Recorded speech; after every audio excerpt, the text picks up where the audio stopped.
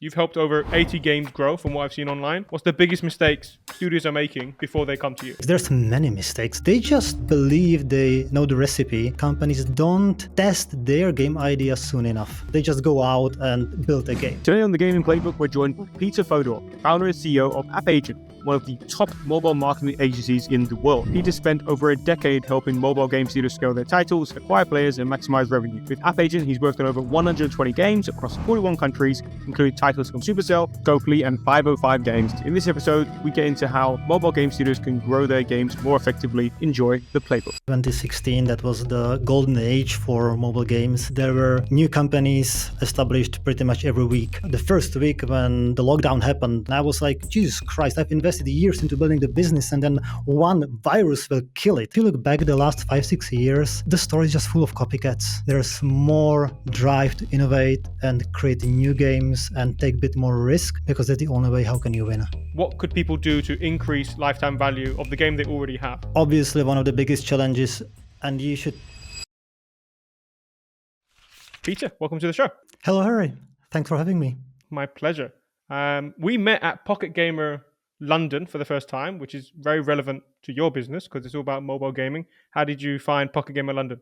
It was awesome. It was super busy, maybe one of the biggest events I've attended so far, 2,700 attendees. It was crowded everywhere, but I've met lots of friends, had some good talks with peers, and also learned some stuff about the industry, how it's recovering, how it's more about stabilization than survival as the last year.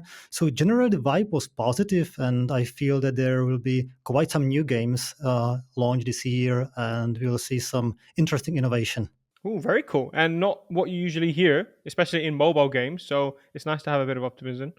I want to basically dive in, to be honest. So you mentioned the market is a bit stabilizing a bit. So I wanted you to give you the opportunity to just explain a little bit about what you do with the context of the last couple of years. Because yes, you grow mobile games, but like you mentioned, you noticed that change in, I guess, the sentiment. So could you give us a bit of the lay of the land of the mobile gaming market from a high level?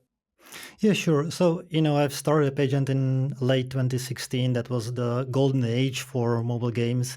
And there were new companies established pretty much every week. And the big players were formed back then. COVID came. The first feeling I had the first week when the lockdown happened was fear, and I was terrified because most of our clients just stopped any marketing activities. They were unsure what will happen with the predictive models they've built over the years, if players will keep playing or things will change. And that created so much anxiety in the industry that it was on hold for a couple of weeks. And I was like, Jesus Christ, I've invested years into building the business and then one virus will kill it. And I guess this was the same for many other founders and even employees of those studios. While then the situation changed quite the opposite. People were at home, they played a lot, and it created this huge spike of, let's say, engagement and spend. And we all sort of hoped this will last forever. While now, if you look from the hindsight, it was a bit silly because what we have seen was then big drop in 22, 23. And if you just connect the dots on the growth curve and you just connect 2021 with 25, you will see that there was this spike up and drop down. But generally, we are on a stable growth rate since then, so it was just like a wave. And I dare to say that for most of the businesses, publishers, vendors, agencies, freelancers, the last 2 years were very tough. And we have seen lots of layoffs. Still nowadays, they are happening. Just recently, huge games laid off 30% of their staff. Smogon Interactive announced yesterday some layoffs. So it's not over yet, but generally the sentiment is that companies became more lean. They understood how to tackle the change of ATT, like with ATT, the privacy and targeting became quite a challenge. This seems now sort of under control, and also how to run more optimized and healthy business that's sustainable in the long term. So that's why I believe the sentiment is more positive, because we are sort of like after a restart. Yeah.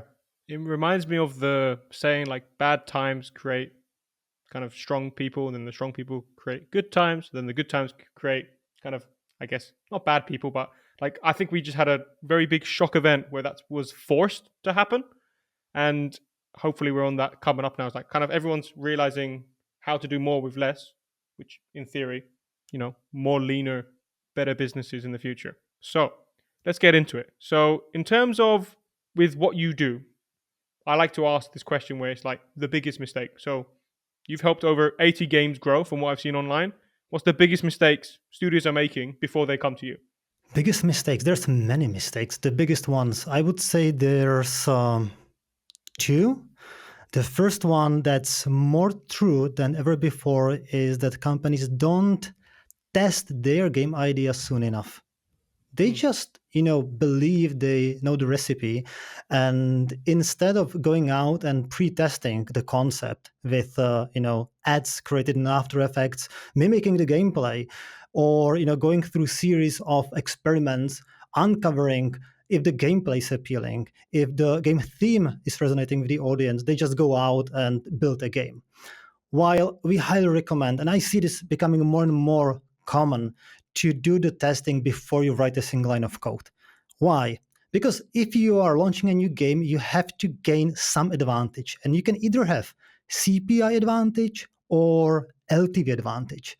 And by CPI advantage, I mean that if you're in an ad auction with some other game, you either have high appeal of the ad and people will click, or you need to pay more.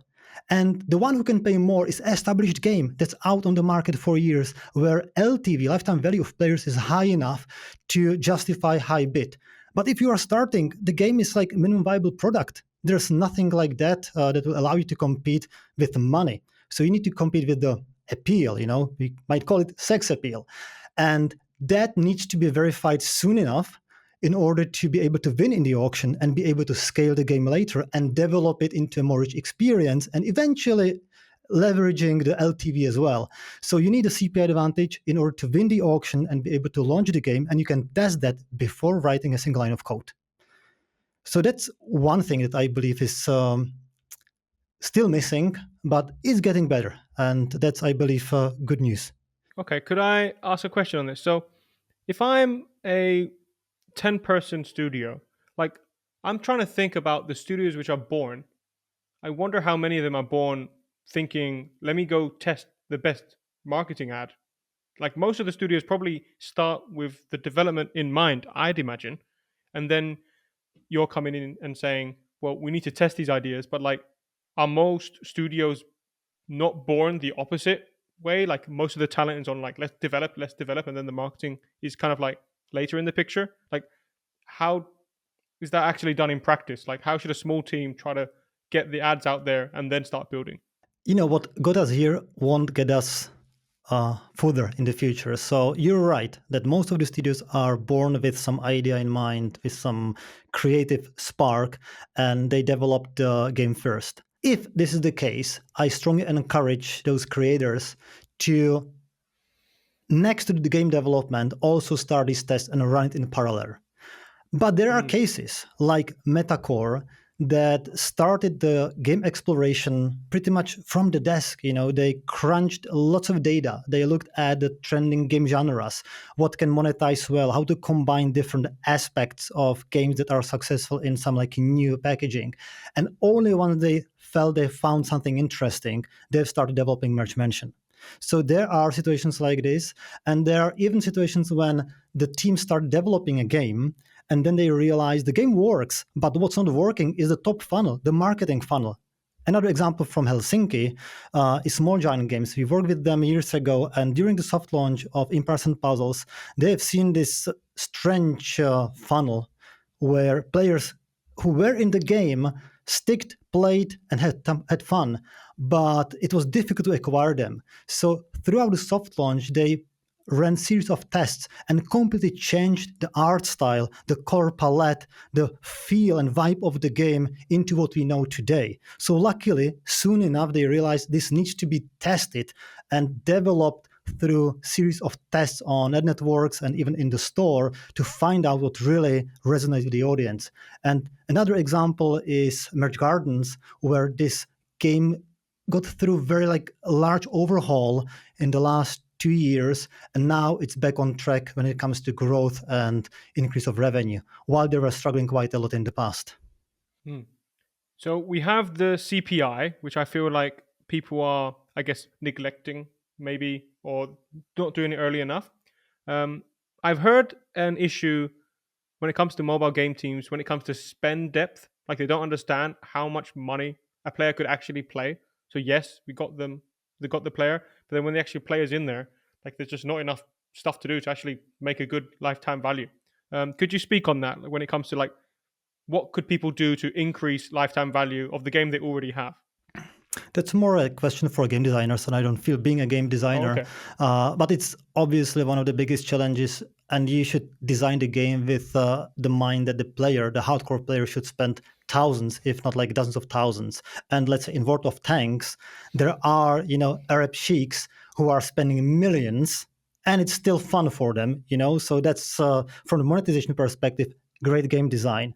What I see now, being one of the trends, and we can speak about it a bit later, is to create new events, tournaments, special offers, and really keep the game alive. And if you look at the proportion of revenue coming from the, let's say, traditional in-app purchases or ad monetization compared to these uh, like new sources of income that's like live ops based, the proportion over the years is heavily turning towards live ops, and that's a trend Wow. across different game categories. So that's the way to go, and that's also the way how to bring back lapsed users who played the game in the early days and then lost the interest.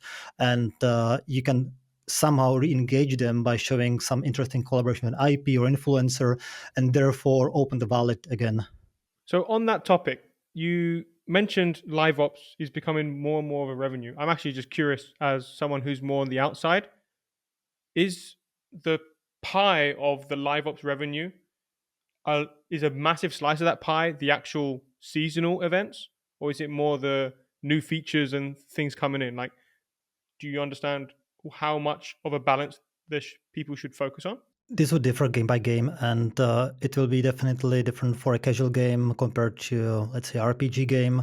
There's a couple of things that I see are sort of a trend, and that's IP collaborations.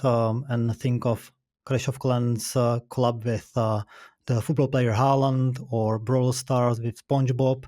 Then influencer collaborations. That's another type, and sort of live ops category. Uh, Top Troops and Mr. Beast last year, or Fortnite is like very heavily on collaboration with influencers and celebrities.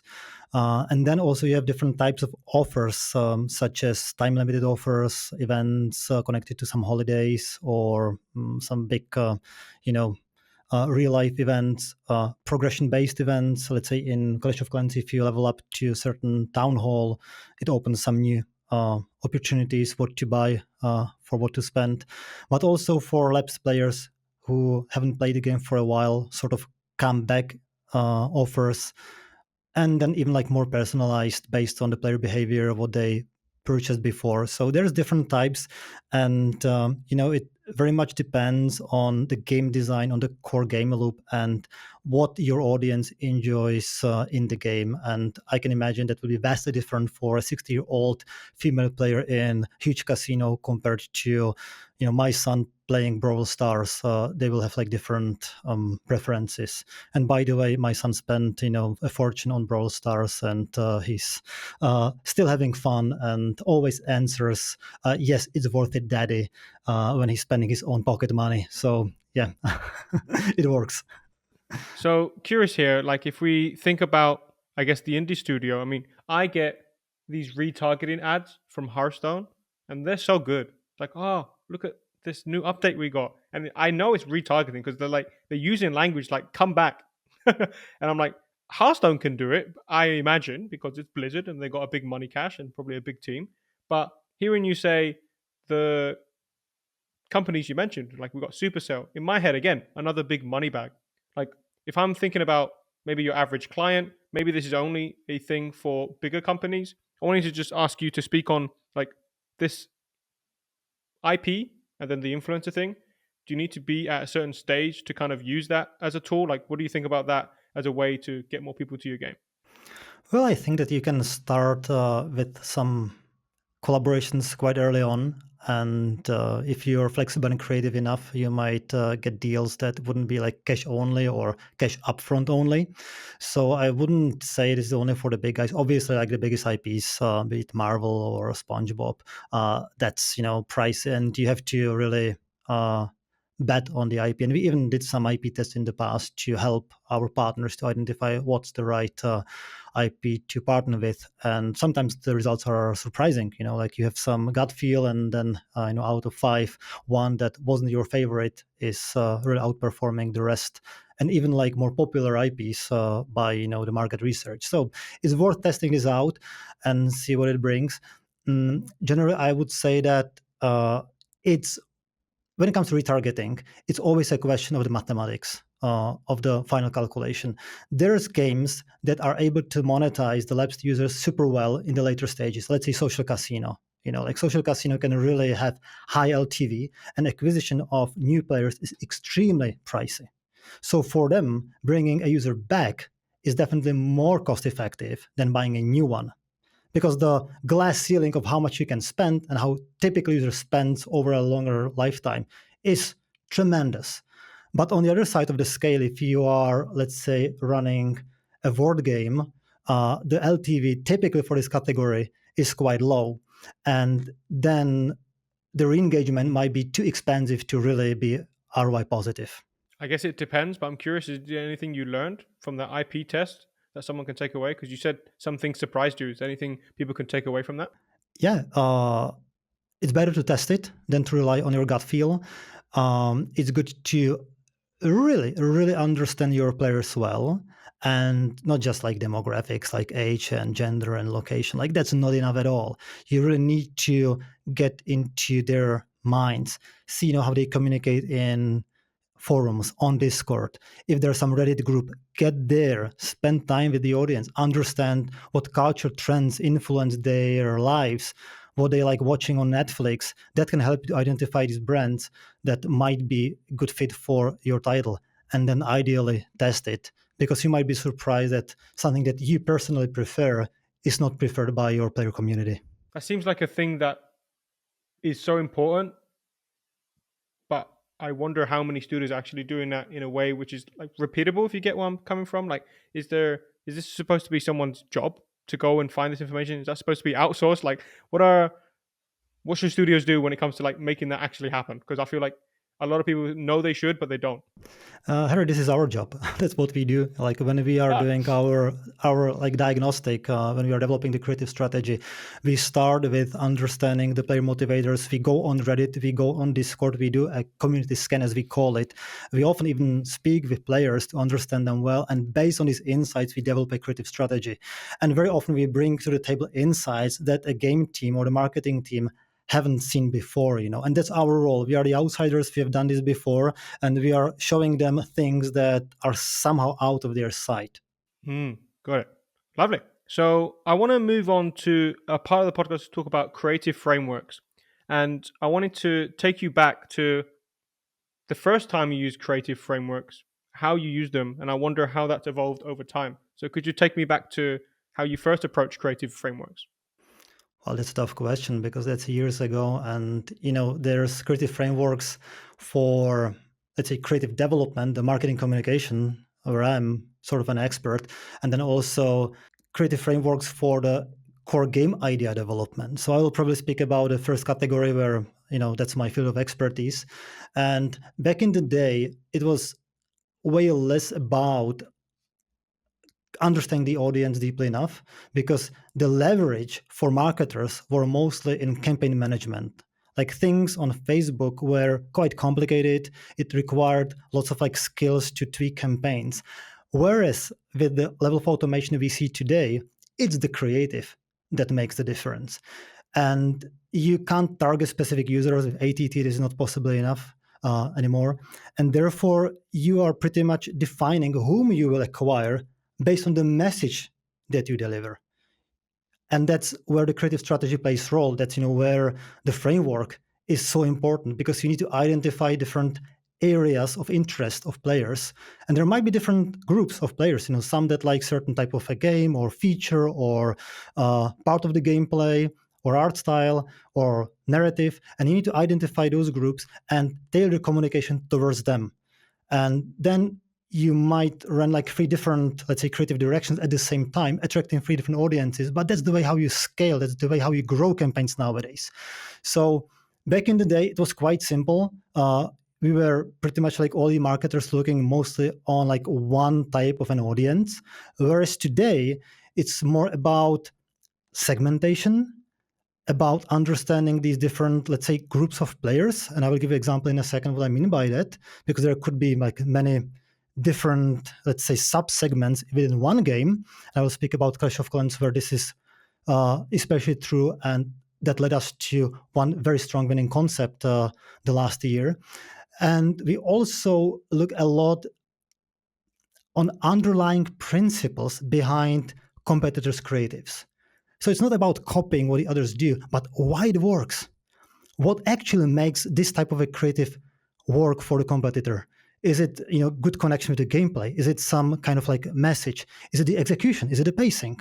And once you identify these underlying patterns, you're able to use the same principles in your own original way without copying on your creatives, and increase chances that you will nail it and find some new winner. And I mentioned Clash of Clans, so there was an interesting realization that came actually from the community scan. I guess it was Reddit, where we have seen people take screenshots of their base they have built in the game.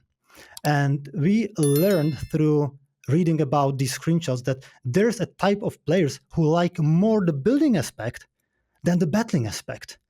The communication was mostly about the competitive aspect of the game, about like crushing the base of someone else, being dominant. But there's lots of players based on this insight from Reddit who like the building of the base and making it nice and very like robust. And we build a concept around it, like time lapse, different seasons, evolution of the base, and we call this creative direction relax. And man, this was the best creative last year, because we hit something that resonated with a large audience and that made them super excited. And lots of players came back to the game because they remembered the days when they were building their base. Ooh, I love that. I always joke, but I think it's true. Like, everyone just wants to do three things: make money, I guess, make a family, and then flex. And I find that the base building is like the ultimate flex, right? I'm guessing they're just like, I just want to show you, look at this amazing base. Leaderboard is one way, but like the base. And I love that you uncovered that through the community scan. Super cool. The follow-up question here is like, how do studios do this themselves? Like, what steps aren't they taking, for example? Or like, what is something that they could nip in the bud and have more of these aha moments? There's a couple of things that we are now applying on a game that we are publishing, where we have skin in the game. So there's a studio called Good Friend Games, and we are developing together a mobile fitness game called Walking Planet. And on this, I will tell you what we found out as super effective in like growing the game into something that our players really enjoy in the long term. So initially, we had this concept of motivating people by using gamified mechanics. And it's called Walking Planet. So it's about making people walk, being more active. And you're walking real in the real world. And then in the evening, you open the game and you move your avatar on a virtual trail. Let's say you go on Everest, or you walk in Yosemite, you go on a trail in Yellowstone. And we then decided, let's learn more about our players to really tailor the game to some early adopters group, because we don't have enough funds to do everything for everyone. And we started with surveys in the game. So players got some incentive of, 10,000 coins for filling a survey that was simply done in Google Forms. 20 questions. We collected that. Today, we have thousands of these surveys already collected. From that, we did the initial segmentation and identified a couple of categories. And the next move was to go On a call, we've selected people who were willing to invest half an hour of their time, and we asked them some qualitative questions, and we really tried to understand what motivates them, what are their challenges in their life, if they want to lose weight or if they just want to be more appraised for being active, if they are already actively walking or if they're just thinking about it, so really understanding the motivations. And with that, we are able to identify the core audience for which it was easy to build the first version of the game, like active walkers, while motivating so-called couch potatoes would require a much feature-rich game, much more developed world that will give them enough incentives to be active. The first group, however, just wanted to be appraised. They just wanted to be in top of the leaderboards, show off, get some little reward in the afternoon, and have this like good feeling that they did something for themselves. And for that group, we have started developing the game further. And I believe this is super effective. It costs pretty much nothing, just your time and direct connection with players. And with that, you can effectively compete with big guys who most likely will either skip it completely or hire some, research agency that will do their mediocre job. But if you're really directly connected with your player, you can uncover insights that are applicable across product, marketing, whatever. So that's my tip for everyone who is looking for a competitive advantage and is willing to invest their time and effort and overcome this little discomfort talking directly with people and asking them tough questions. Amazing. So the survey basically costed nothing, right? Just the time and effort to install because it's direct Absolutely. to consumer. Yeah. Um, And by the way, I'm just go on. I was just inspired by Simon Haight from Space Ape Games. He just founded a new studio, but it was years ago at Pocket Gamer Helsinki when he showed in a case study about BeatStar how they try to understand who their players are and if there are some special like micro groups of fans of different game or music genres. Sorry, and he showed like very simply designed survey within the game, and that was like the impulse for us to do the same in Walking Planet, and it turned out to be amazingly inspirational. I read on your LinkedIn you talked about timeless creative principles. And given that it's more important now to have more focus on the creative rather than tweaking the campaign, like what are the must-have principles for like mobile game marketing? There's a few that I've learned at a uni. I studied marketing communication, and surprisingly, 20 years later, they are still valid. So, one of them that I feel is still true is the concept of AIDA, attention, interest, decision, action. And if you think about the player journey, attention is the role of the ad creative. Interest is what happens in the store. Decision is if the player will click the get button and download the game, and then the action happens within the game. And you can then use the same principle on the ad creative itself. You have the hook, there's the attention grabber. You have the interest part, which is showing the gameplay or some characters. The decision, that's where you try to convince the viewer to do the next step, therefore like get download the game, and then the action is the actual like click tap on the button. So this is one of the principles that I believe is still like very applicable and serves as a guide and as a structure for concept development, and one that's valid across everything we do. Even like my role as a CEO is KISS, keep it simple stupid. And when you think about creative communication and the context of it, people very often consume your message on a way to work. They are in a busy tube, they are waiting in a queue, they are on the move, and you need to really keep things super simple. So captivating hook, then showing the gameplay zoomed enough so you can see it even when you are walking on the street. You need to emphasize the core game mechanics so everyone can get it in 2-3 seconds, and then you need to really have a convincing unique selling proposition, the reason why people should download and play the game.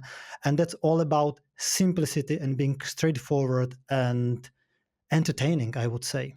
It reminds me of everything I do around LinkedIn posts. It's like if I just Really? removed the game ad, yeah, because you need the hook, which is the first three lines, Uh-huh. and you need the interest, which is why should someone spend more time looking at this post? Hmm. So I need to build up the, I guess, expectation by either flexing where we're gonna go, what we're gonna learn, or like the story, start of a story. It's like, all right, I'll give you my extra 10 seconds because everyone's like I always say, you have to stop the scroll. Like it's not a book, it's not an article.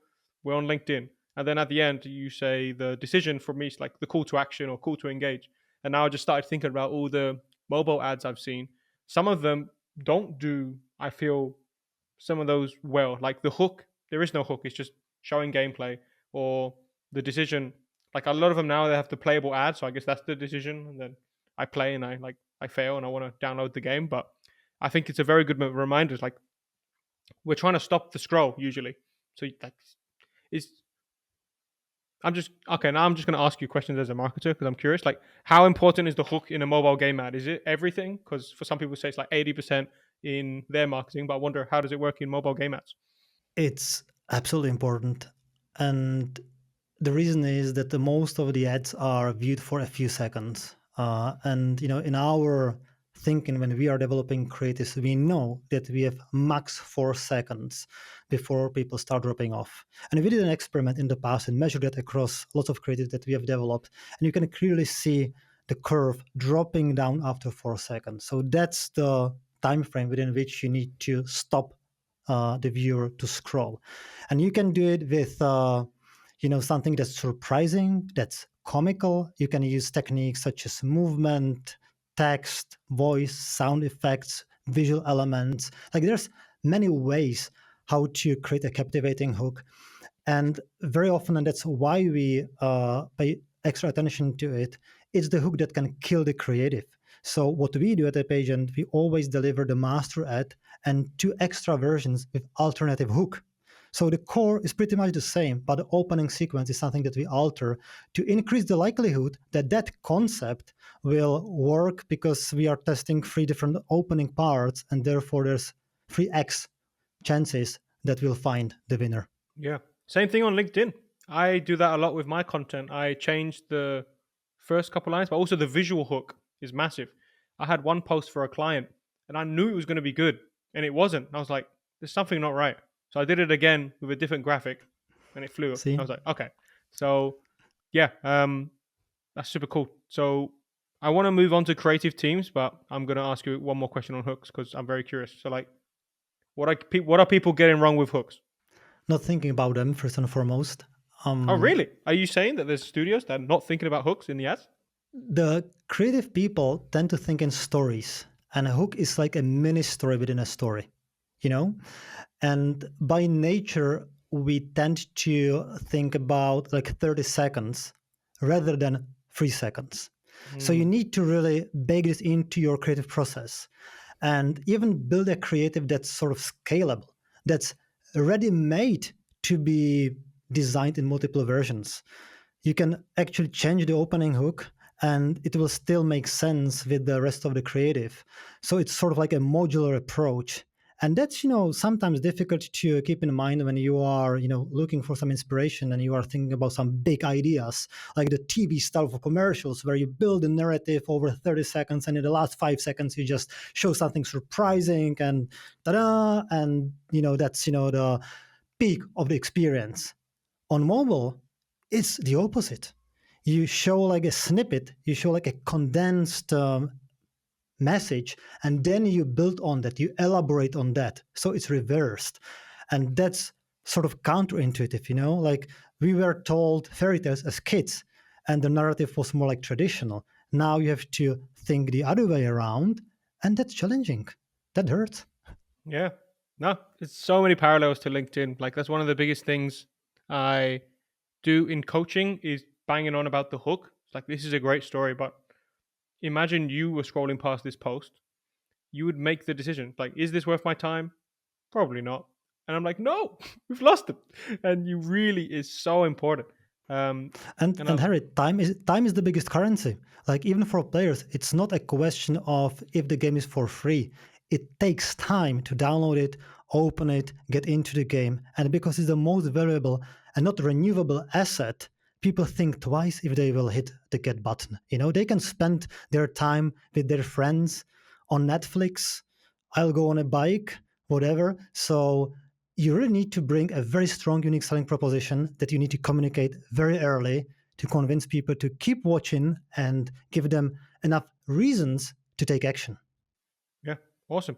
I want to move on to this, which is actually relevant to me because I'm in the process of, I guess, building and managing a team now. So, creative teams. We mentioned earlier how creative teams, we haven't mentioned it, we're going to mention it now.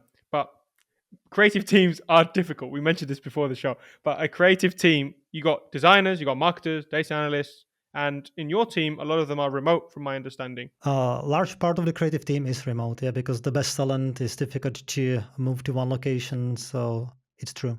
So, how do we manage a creative team, let alone full stop, but like remotely even then? That sounds very difficult. Could you speak on that? Um, Listen, creative people are like different breed to, let's say, us marketers. I consider myself a marketer. They are very passionate. They are very sensitive, emotional, crazy, and these are all the things that make them great creative minds. And they need to be treated differently than, let's say, a data analyst or UA manager. They need way more like safety. They need mental space, and they need support, lots of support, and being assured they are doing good job. And if they fail, like not making a biggie from that, like we are learning every day. That's part of the process. That's fine, and let's continue. No one will die. Like we are not surgeons, so whatever happens is usually not having like major implications. So to let them perform at their best, you need to build an environment of safety and encouragement. And funnily enough, I've learned over the years that usually the best performers have some kind of trauma from the childhood, from school, from relations, and they work hard on themselves every day because they want to prove to themselves, sometimes even to the others, they are really, really good. So it's a bit counterintuitive that the best people usually are not very like self-confident. They have something inside, imposter syndrome, or how do we call it, that drives them and gives them this like extra motivation to work hard on their skills, on their knowledge, etc. So you need to keep this in mind, and you need to treat them accordingly, even if they are rock stars. If you love them, if they are amazing and create awesome stuff, there's this uncertainty inside, and you need to be kind to them and give them enough, let's say, support so they can really be at their best all the time. What would you say to old Peter, who was managing creative teams, about how to manage those rock stars better? Like, what would you go back in time and tell Peter? I would say that what I have learned is that structure and systems are not the opposite of creativity, and it actually makes people more comfortable and secure and feeling more safe. So process is something that empowers creative minds because it gives some boundaries, some structure, some system, some guidance. And what's the most terrifying, at least to me, if I am sitting with a pen and a white sheet of paper, and that's for most of the people. And imagine that you have a company with no rules, you have a team with no structure, you have no definition of the steps that you need to take, you have no framework how to ideate, how to create iterations, how to develop a creative strategy. Without these things, you might feel easily lost.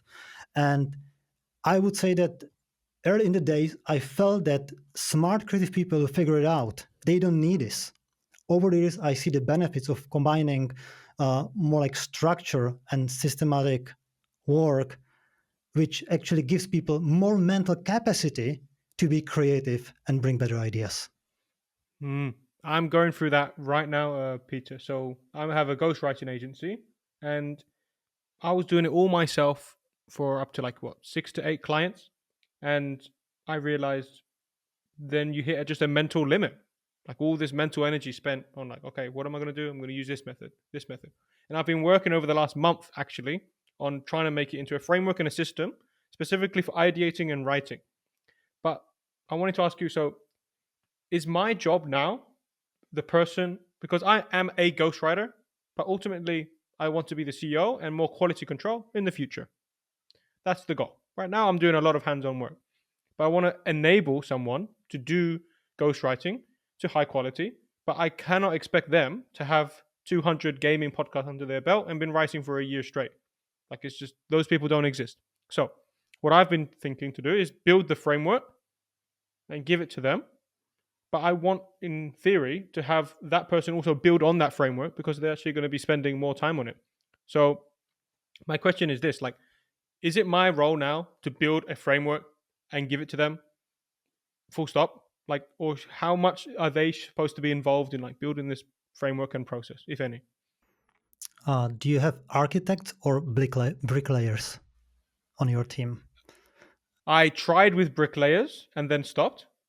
I now have, I'd say, a 70% architect. That's how I That's a would great answer the start. question. Yeah. Uh, what I found out the best is to combine my experience with the fresh perspective of the newcomer, be it my new business manager or someone who is promoted in the team to a leadership role, and co-create this together. Like, I'm usually the owner. Like, there needs to be one owner. That's you. You're the leader. You're building the business. You're imprinting your principles into the business. So you need to own this. But the person should be involved in creating it because they will be using it.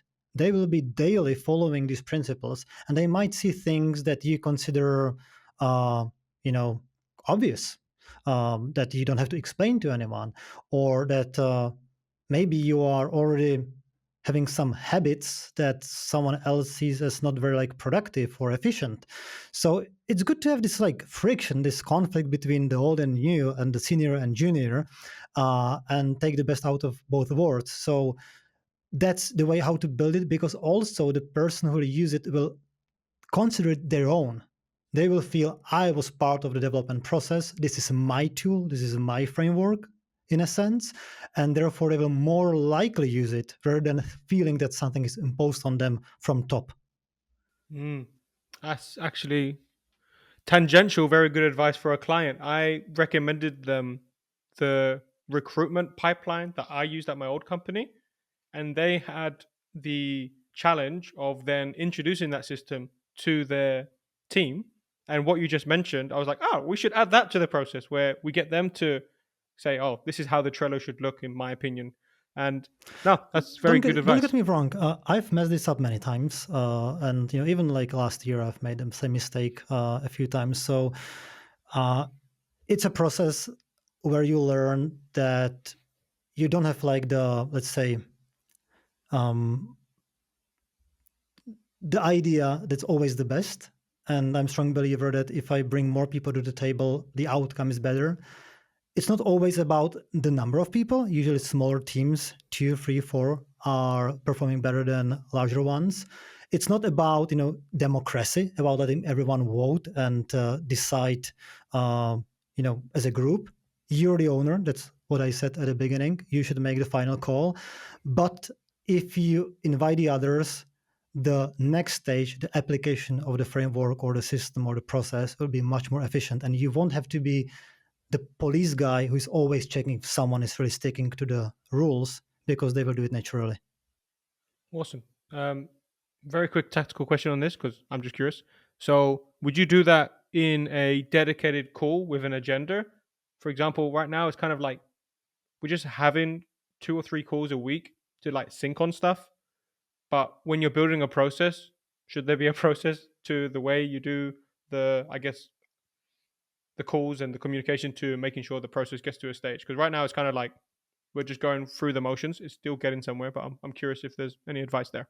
I'm learning this a lot, especially last year when we've invested quite some time into repositioning, defining the strategy more in detail, and also like involving more people to be part of the strategy development. So it's not just me now, it's a larger team, and there needs to be some system how to bring these ideas to life. So what I like to do is to meet in person with these folks, if possible, because the chemistry, the focus is much better. Imagine that you are sitting with someone 8 hours on a Zoom call. Like that's killing you. But if you're 8 hours in the same space, you go for a lunch, take a coffee break, you can really push things forward a tremendous pace. And then what we typically do is some homework, preparing some ideas up front. So everyone has to think, has to take down notes, has to come with their own perspective, not influenced by the others.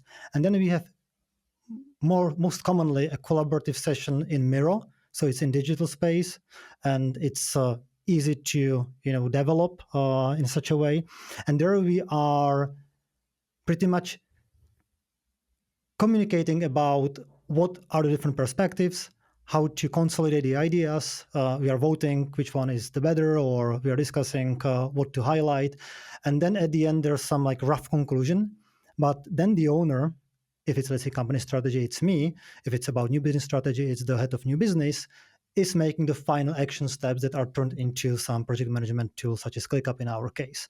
So there's some homework, collaboration, and then specific outcomes and tasks with defined next steps and deadlines. That's what works for us across the board, for retrospections, for new strategy development, frameworks, ideation, etc. Love it. I'm watching that back later. That was lovely. That was awesome. Nice step-by-step process. Sweet. You mentioned about managing teams. I'm curious about hiring them. So it's one thing when they're there, but like, how do we get the best ones? How would you go about hiring a creative person? We are looking for very passionate people. If you're in gaming, you need people who love games, who are absolutely like passionate about some titles that are played, day and night. They need to be like nerds in a sense, and that brings the talent that's really like super engaged when there's a task to resolve. And I feel that the best result comes if there's different people in the room. There's like different like complementarity of skills. And therefore, when I'm hiring, I'm looking for some place to be filled, some like new talent to enrich the team. Like yesterday, we had a call with a junior strategist or candidate for a junior strategist, and he's a male. The team is predominantly female. He's very outspoken. The team is more like introverted. He's very like charismatic. Girls on the team are very like work focused and very much like heads in clouds, and he can be the one who will like bring some new energy on the team, who will be able to go in front of a client, who will be able to really fight for the idea because like we felt the energy from him. So we had the two candidates yesterday, and this guy was very different to the current team, while the second candidate was like a carbon copy of the existing team members. And we decided to go for the one who is really on the opposite side of the scale to create this like diversity, tension, mix of perspectives, and create this like vibrant environment, because from that you get the best ideas. Hmm. So when you're hiring, I think if I could recap that. So we need to be treating people, I guess, like not individuals themselves alone. We want to be more like they're a puzzle piece that fits into what we have now, and we need to take that into account when we're hiring. So, Yeah, that's my strategy. I'm thinking about AppAgent as like top sports team. Everyone has their role. Someone is a goalkeeper. Someone is in the middle of the field. Someone is creating the goal opportunities, and someone is scoring. And I'm the coach. I'm sitting on the bench. I'm just like orchestrating it. And I need people with different talents, different age, gender, experience, passions. And once we put them in one room, the magic happens. So I'm always thinking how this new person will elevate the team. It's not about expanding capacity, it's about bringing something new. At a cost that there will be friction, there will be ripples. I bet this new guy will bring some stuff that will be great, but also will create some issues, and that's part of the game because the net new will be positive, I believe. yeah, no, I love that approach. If we're coming to the later part of the podcast, I wanted to talk about the future a little bit. I'm just curious, Peter. Before I move on to like your thoughts on, I guess, marketing, might touch on AI, but you personally, like, what is your goal? Because you mentioned you see yourself as the sports team. Like, I'm curious, how big of a sports team you're looking for? Like, what's the vision for Peter and AppAgent for the next few years? You said big, but I think that the perspective changed over the last 2 years. You can go big with a small team. With AI, you can create stuff that required more people, and now with the same team the bandwidth increased, and you have less, let's say, overheads, less management issues. So to me, it's not about the size of the team. I want to have rather a small team. We are now about 35 people, and I feel that for us the 50 is the healthy maximum. But you can do the work with 50 plus AI as with 200 few years ago, you know. So Mm. that changed the situation quite tremendously. There's many options in the future. One is to really win tournaments with AppAgent. Another one that we are investing in is this publishing, developing own products, being more, let's say, involved in the product design. So that could be, some kind of a new business, I guess. We are now still in the exploratory stage and have few products out and still learn a lot. Can I ask And something on that? ultimately, yeah, go ahead. I'm just curious. Is that you opening a publishing arm? Did I get that right? That's maybe too bold to say at this stage. We are learning how to better connect product and marketing, if I put it this way. We're experimenting with gamified apps. So it's somewhere in between apps and games, Yeah, like because the either walking game you category. told me, right? Yeah, that's a good example. That's somewhere in between. And when we are pitching this to investors, they were always asking, "Is it a game or is it an app?" But if I ask you, "Is Duolingo an app or a game?" Huh? Like it's difficult to pick, right? Game.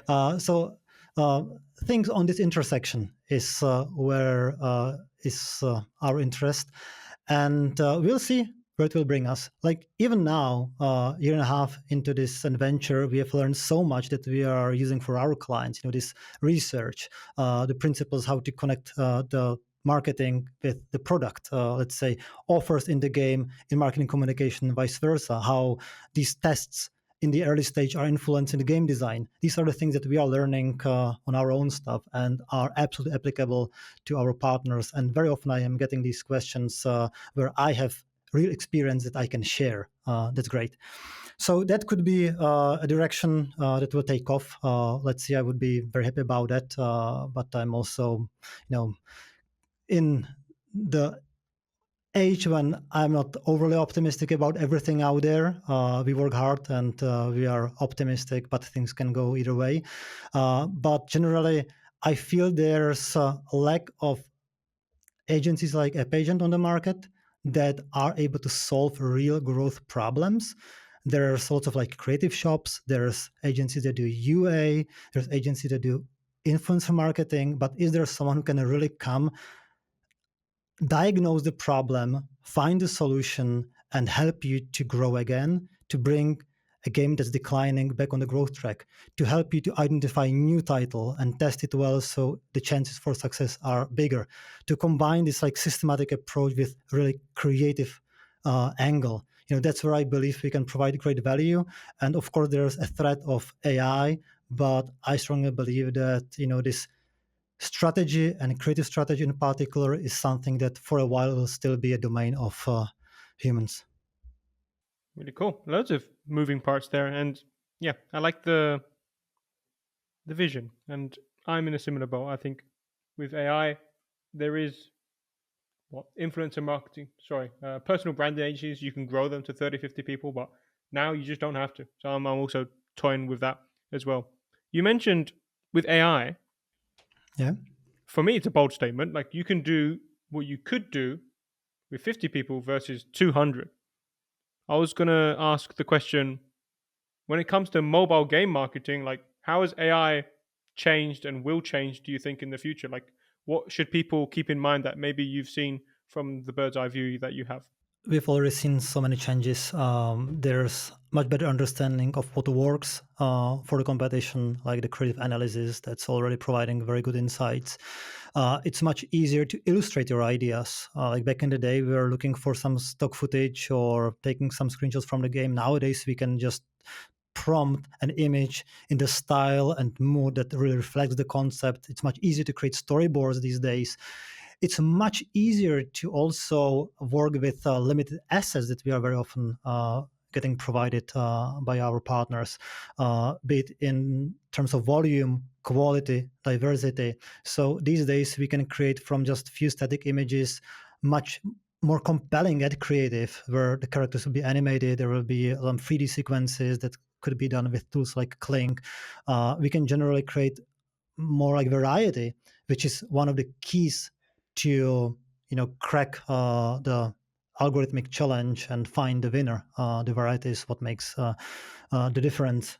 And also, what will be a huge change, and I feel it will be ready sooner than later, the user acquisition as we know it will become largely automated. It makes much more sense than there will be machine talking to machine. One machine is, let's say, Meta's uh, algorithm, the ad network algorithm, or Google or Apple, when you name it. And on the other side, now there's still a human being, but that will, be completely changed, and there will be another machine talking to the other one, and the role of a UA manager as we know it won't be around in 2-3 years from now. So that will change a lot. So I really think that the main challenge will be in finding the unique angle, finding the strategy, how to get from A to B, and that in between, the execution will be largely simplified, and that's where I believe the gains will be achieved. For me, that's a big statement. The UA manager execution responsibility is going to become less and less needed because of AI. And what I'm hearing is that firepower would then go into the creative and the strategy, which is what we feel like a human needs to be doing, right? 100%. Yeah. Hmm.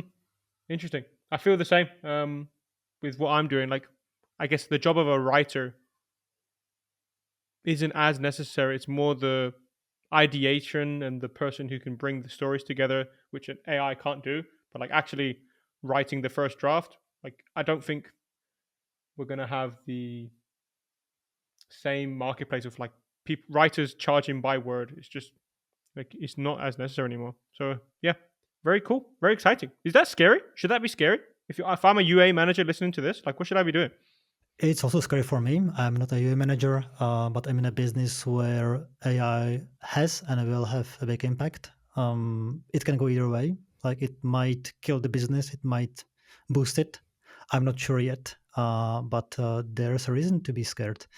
On the other hand, seeing what our team creates with AI, what kind of stuff they're able to do today, just like single person, it's mind blowing. So I'm excited every day, and I'm scared in the long term.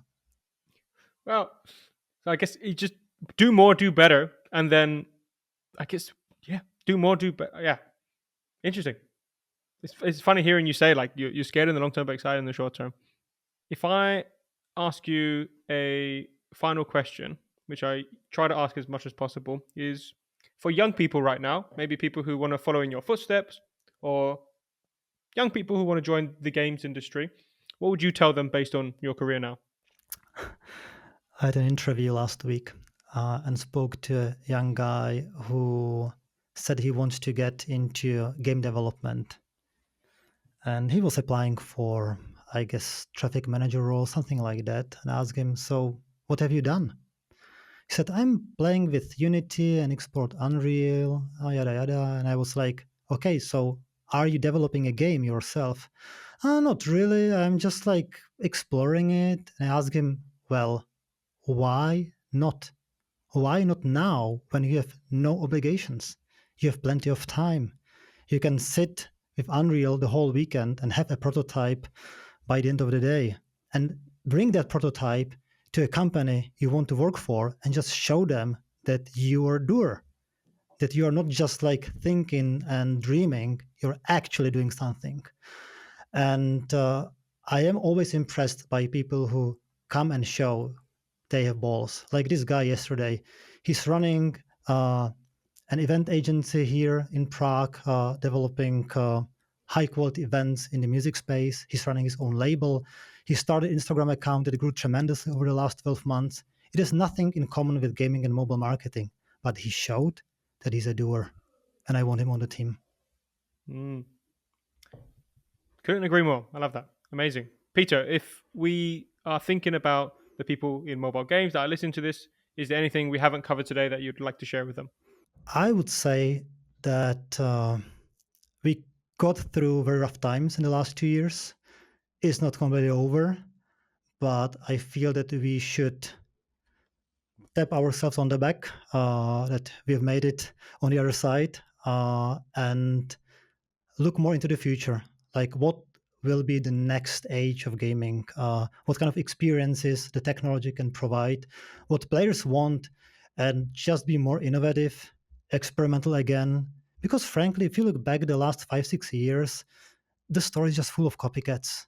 And I feel that only now, after the pressure coming with this post-COVID normalization, there's more drive to innovate and create new games and take a bit more risk, because that's the only way how can you win. I love it. And will be better for people like me. More games as well. More different types of games, less copycats. So amazing. Peter, thank you so much for your time. I really enjoyed this conversation. Thank you, Harry, for having me, and have a good one. How can people find you? What's the best way for people to find and connect with you if they want to chat? Look for me on LinkedIn, Peter Fodor. I'm very active there. So if you want to connect, drop me a message. Amazing. Peter, thanks again. Thank you very much. Have a good one.